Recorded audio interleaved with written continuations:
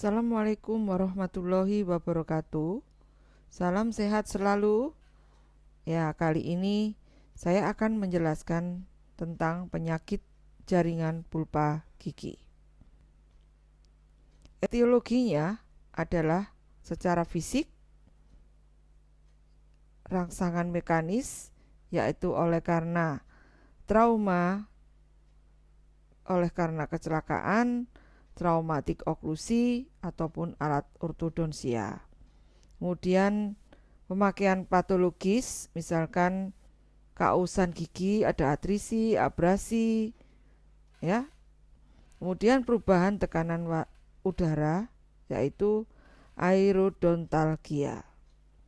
Yang kedua adalah rangsangan termis, yaitu bisa terjadi pada saat preparasi gigi, saat proses penyemanan atau insersi gigi atau insersi mahkota pada gigi, ya, ataupun inlay atau onlay, ya, jadi restorasi indirect. Dan juga dapat terjadi pada saat pemolesan. Yang ketiga adalah rangsangan elektris, yaitu adanya arus galvanis dari dua macam logam yang berbeda pada gigi yang bersebelahan atau gigi antagonis, misalkan antara amalgam dan emas. Yang selanjutnya adalah karena kimia, yaitu asam dari liquid, ya, suatu bahan restorasi.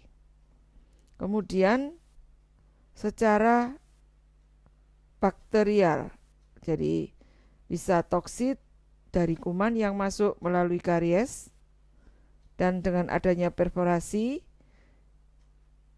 kemudian bisa trauma dengan kombinasi dengan adanya bakteri yang masuk, kemudian bisa dari gingiva sehingga akan masuk di dalam, jadi kumannya akan masuk melalui saluran akar lateral misalkan. Kemudian ada yang juga dari peredaran darah.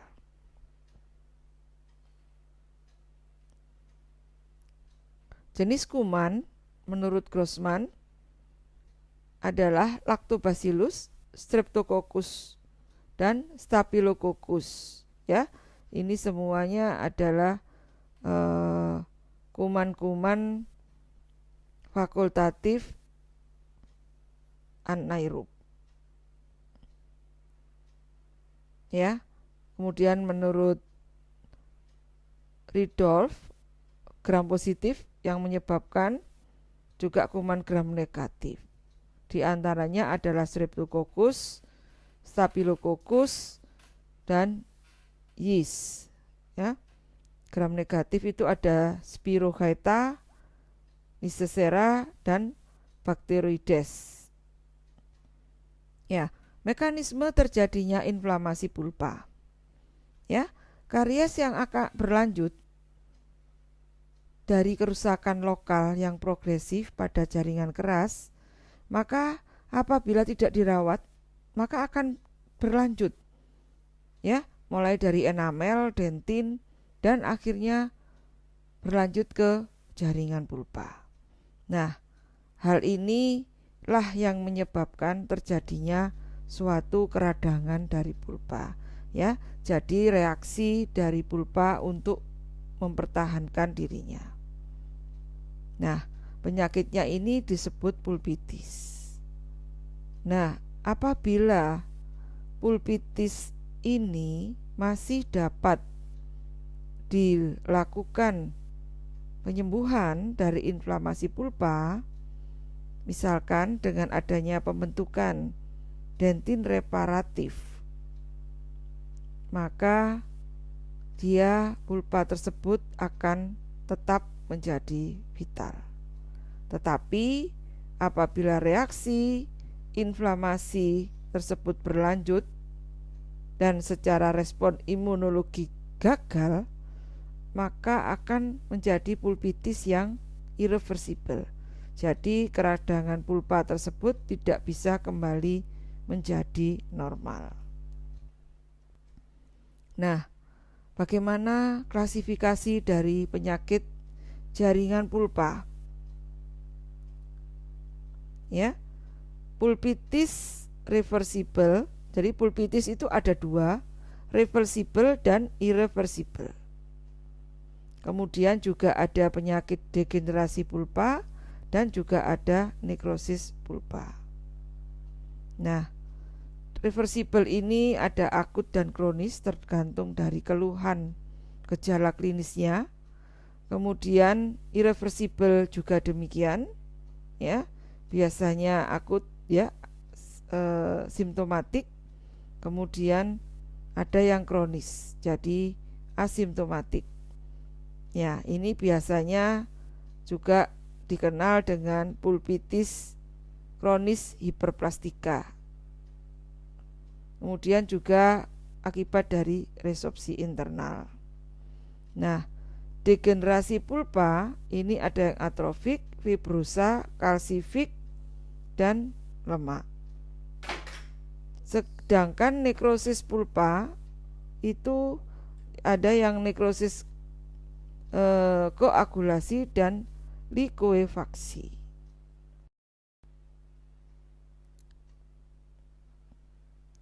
Pulpitis reversible adalah suatu keradangan pulpa yang ringan sampai sedang yang disebabkan oleh rangsangan, dan pulpa dapat normal kembali bila rangsangan dihilangkan. Ya, yang artinya rangsangan dihilangkan itu bisa ditanggulangi, dirawat, dan akhirnya akan sehat kembali. Nah, etiologinya apa? Etiologinya itu bisa dari bakteri, dari karies, keausan gigi, atrisi, erosi, ya, abrasi, afraksi, itu bisa juga menyebabkan pulpitis reversible.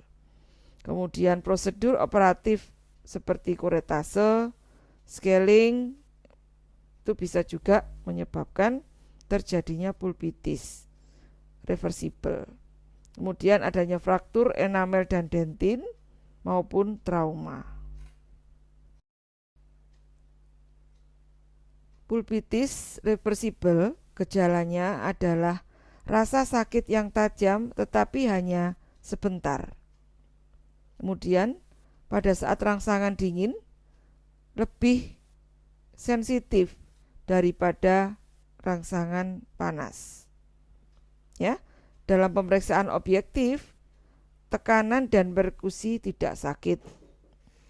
Nah, perawatannya adalah kalau terjadi karies profunda, maka dirawat dengan pap capping. Kalau karies media, bisa langsung dilakukan penumpatan atau restorasi. Ya. Bagaimana dengan pulpitis irreversible? Ya, pulpitis irreversible itu adalah keradangan pulpa yang terus-menerus dengan atau tanpa gejala dan disertai dengan kerusakan jaringan pulpa dan tidak dapat menjadi normal kembali. Ya, walaupun rangsangan dihilangkan atau apabila rangsangan dihilangkan tetap saja merasa sakit, bahkan sakitnya itu tidak ada rangsangan pun akan terjadi sakit atau nyeri maksud. Nah, pulpitis irreversible ini bisa akut ataupun kronis. Penyebab utamanya adalah bakteri dari karies, dan penyebab yang lain bisa secara termis, ya, kimia, mekanik, ya, dari makanan juga, artinya semuanya itu bisa menyebabkan terjadinya pulpitis irreversible. Pemeriksaannya bagaimana? Ya, pada pemeriksaan dengan rangsangan panas akan lebih sakit daripada rangsangan dingin. Gejalanya kalau pulpitis irreversibel akut yaitu adanya rasa sakit yang terus-menerus, spontan, menjalar terutama pada malam hari dan pada posisi tidur karena adanya perubahan intrapulpa. Kronis tanpa gejala karena biasanya sudah terjadi drainase dari eksudat dan perawatannya adalah perawatan saluran akar. Jadi untuk pulpitis irreversibel harus dilakukan perawatan saluran akar. Pulpitis kronis hiperplastika atau pulpa polip adalah suatu keradangan pulpa yang kronis pada pulpa terbuka dan terjadi penonjolan jaringan granulasi yang berasal dari pulpa masuk ke dalam kavitas sehingga dinamakan pulpa polip. Penyebabnya adalah suatu rangsangan yang terus-menerus dan karies yang besar dan ada perforasi yang dimana daya tahan dari penderita tinggi sehingga sirkulasi darah baik. Maka terjadilah polip tersebut dan sering terjadi pada gigi molar permanen anak-anak.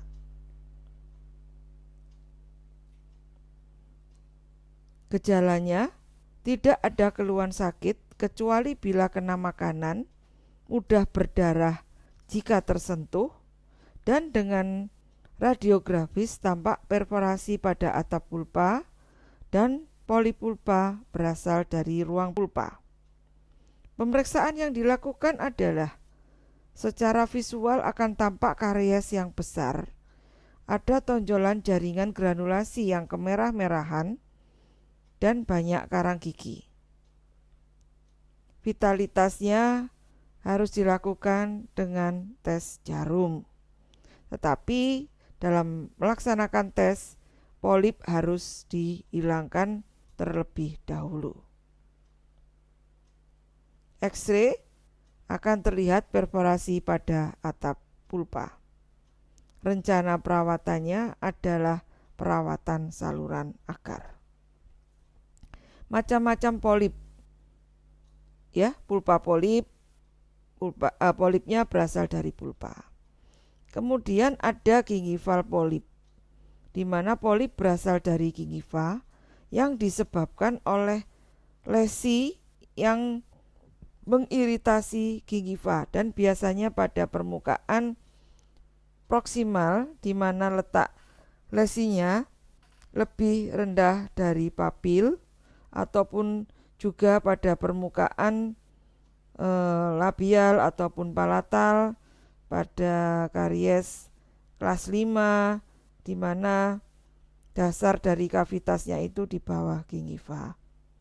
Kemudian juga ada pulpa bifurkasi polip, yaitu berasal dari bifurkasi gigi yang sudah pecah sehingga polip akan tumbuh di bifurkasi tersebut dan akan masuk ke dalam kavitas.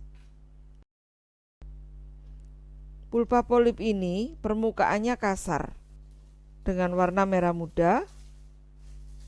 Perdarahan tergantung dari stadium. Mula-mula banyak, kemudian berkurang. Tangkainya berasal dari pulpa. Pada X-ray foto ada perforasi pulpa. Vitalitasnya positif. Dan perawatan yang dilakukan adalah perawatan saluran akar. Ya, pulpa polip permukaan kasar, warna merah muda, mudah berdarah tergantung stadiumnya. Kemudian tangkainya dari pulpa. Pada X-ray foto tampak perforasi pulpa. Kemudian vitalitas positif. Perawatannya adalah bisa dilakukan perawatan saluran akar ataupun pulpotomi. Kalau gingival polip permukaannya lebih rata dan halus, mengkilat seperti gingiva, kemudian merah seperti gingiva, mudah berdarah, kemudian kariesnya biasanya aproksimal. Apabila polip dihilangkan dari tes vitalitas giginya masih vital, maka bisa dilakukan suatu restorasi. Mungkin bisa juga dilakukan perawatan dengan pulpotomi. Apabila dalam tes vitalitas non vital, maka perawatannya yang dilakukan adalah perawatan saluran akar. Nah, kalau polip pada bifurkasi tampaknya adalah kasar dan pucat, hampir tidak berdarah dari periodontium daerah bifurkasi. Perforasi bifurkasi, perawatannya adalah perawatan saluran akar. Bifurkasi ditutup dengan kalsium hidroksida, MTA maupun biodentin.